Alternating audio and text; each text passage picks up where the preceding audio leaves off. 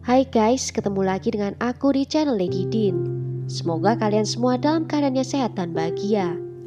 Kali ini aku mau berbagi kisah tentang seorang wanita yang pernah terlibat dalam cinta segitiga dan harus kehilangan nyawanya karena hal itu. Bagaimana kisah lengkapnya?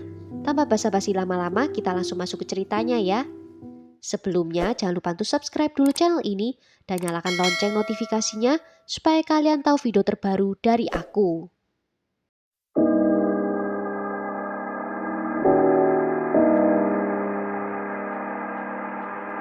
When was the last time that you and Michelle actually spoke? I don't know. I only remember seeing her at the meeting. Back in December? I think so, yeah. Okay. Since you and Michelle used to be so close, what do you think is going on with her? I don't know. I don't know who she is anymore. But as far as you know, this would be very unusual for her, right? To have just gone missing? I don't know. I don't know Michelle anymore. I stopped knowing her a long time ago. Michelle Lee lahir pada tanggal 12 Oktober 1984 di San Diego, California. Dia dilahirkan dengan nama Michelle Huang Thi Lee. Michelle dibesarkan di San Diego bersama dengan adik laki-lakinya yang bernama Michael.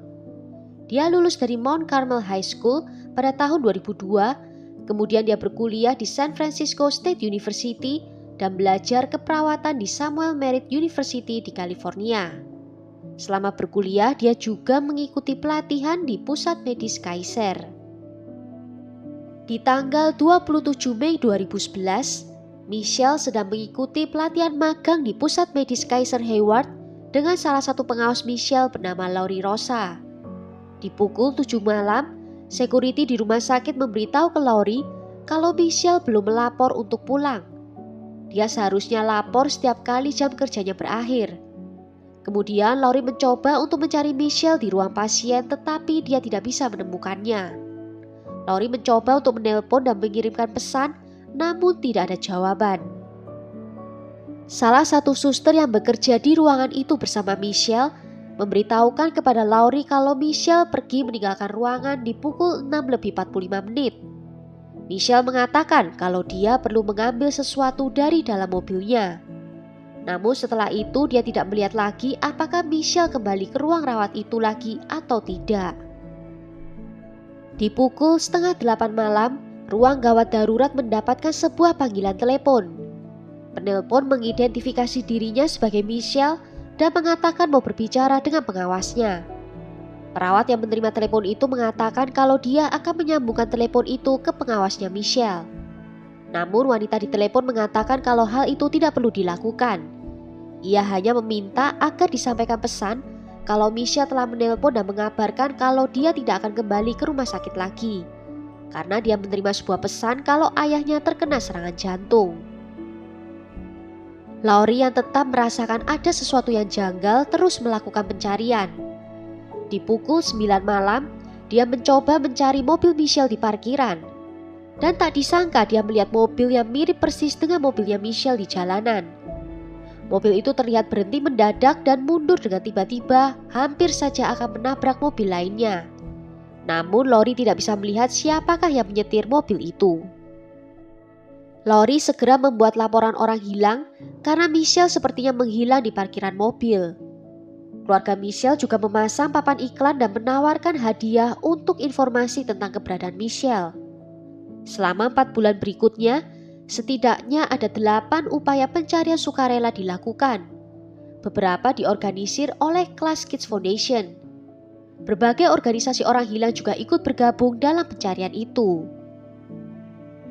Dan keesokan harinya di pukul 9 pagi, mobil Michelle Honda SUV berwarna putih diketemukan berada di parkiran lapangan Ponderosa. Berjarak sekitar 3 km dari pusat medis dia bekerja malam hari sebelumnya. Di hari itu juga polisi mencoba untuk mendapatkan catatan telepon dari ponselnya Michelle. Mereka mencoba menelpon ponselnya namun langsung terhubung ke voicemail. Di pukul 3:15 di sore hari, polisi mengirimkan pesan teks ke ponselnya Michelle menanyakan apakah Michelle bisa menelpon mereka kembali. Mereka menerima balasan dari Michelle yang menyatakan kalau dia tidak bisa menelpon balik karena baterai ponselnya tinggal sedikit. Polisi juga menemukan darah manusia di parkiran Kaiser Hayward, dan dari hasil analisis DNA mengkonfirmasi kalau itu adalah darahnya Michelle. Dari rekaman CCTV terlihat seseorang yang mirip dengan Giselle terlihat di parkiran itu. Dari catatan ponselnya Giselle juga menunjukkan kalau dia berada di parkiran itu pada malam kejadian. Dan ketika mobil Michelle diketemukan, kartu identifikasi yang hilang dari sekolah ditemukan di atas kursi penumpang mobil itu. Polisi mencoba untuk melihat kehidupan pribadi Michelle lebih dalam, dan mereka menemukan kalau Michelle pernah terlibat dalam cinta segitiga. Di tahun 2003, Michelle pernah mengikuti kelas di San Francisco University, dan di sana dia bertemu dengan Scott Marasigan melalui temannya yang bernama Giselle Diwak Esteban. Michelle dan Giselle sudah mengenal satu sama lain sejak SMA. Setelah Giselle memperkenalkan Scott dengan Michelle, mereka sempat berkencan sebentar selama 1 bulan. Di akhir tahun 2003, Giselle dan Scott mulai berkencan, dan mereka berdua juga masih berhubungan baik dengan Michelle. Hubungan Giselle dan Scott putus pada tahun 2005, namun mereka kembali berhubungan sejak mengetahui kalau Giselle mengandung. Giselle melahirkan putrinya pada Oktober 2005 dan mereka tinggal bersama selama 3 tahun. Namun hubungan mereka sering bermasalah dikarenakan karena rasa cemburu Giselle terhadap Michelle yang berlebihan. Dia menuduh Scott kalau ada main dengan Michelle, padahal Scott sudah dengan jelas menyatakan kalau tidak ada. Giselle mengakhiri hubungannya dengan Scott di tahun 2008 dan Scott pindah ke California untuk memulai hidup yang baru. Beberapa bulan kemudian, Giselle juga pindah ke area yang sama dan akhirnya Giselle, Scott, dan Michelle tinggal di area yang sama. Giselle kemudian memberikan ide untuk mereka bertiga bertemu kembali dan ngobrol tentang hubungan pertemanan mereka. Michelle yang tidak berpikir apa-apa menyetujui ajakan itu. Namun hal ini malah membuat Giselle semakin dendam terhadap Michelle. Dia menyalahkan Michelle atas rusaknya hubungan dia dengan Scott. Setelah pertemuan itu, Giselle semakin terobsesi terhadap Michelle. Scott bahkan meminta surat penahanan terhadap Giselle 3 hari sebelum Michelle menghilang. Dia menyatakan kalau Giselle mengancamnya dan keluarganya. Giselle dinyatakan sebagai tersangka utama dalam kasusnya Michelle. Selagi polisi menginvestigasi kasus ini, mereka mengumpulkan bukti DNA dan catatan ponsel. Dan mereka merasa kalau memiliki cukup bukti untuk mendakwa Giselle atas tuduhan pembunuhan tingkat pertama. Walaupun saat itu tubuh Michelle belum ditemukan. Pihak berwenang mengatakan kalau ada cukup bukti DNA berupa noda darah yang ditemukan di mobilnya Michelle dan di sepatunya Giselle.